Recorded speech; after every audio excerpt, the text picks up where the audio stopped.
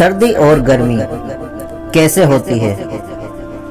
प्यारे प्यारे इस्लामी भाइयों, क्या आप जानते हैं कि सर्दी और गर्मी का असल सबब क्या है।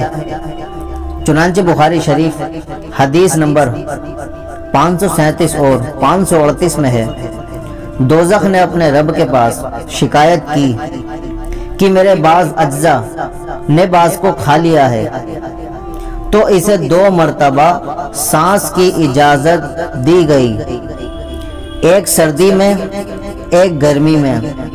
ये वही तेज़ गर्मी और ठंडक है जिसे तुम महसूस करते हो।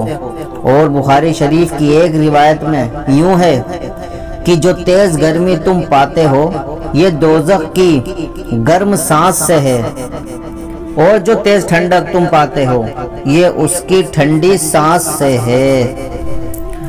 हज़रत मुफ्ती अहमद यार खान रहमतुल्लाहि ताला अलैह फरमाते हैं, दोज़ख जब ऊपर को सांस लेता है तो दुनिया में अमूमन सर्दी का जोर होता है, और जब नीचे को सांस छोड़ता है तो अमूमन गर्मी की शिद्दत। ये हदीस बिल्कुल ज़ाहिरी माना पर है, किसी तावील या तोजीह की ज़रूरत नहीं।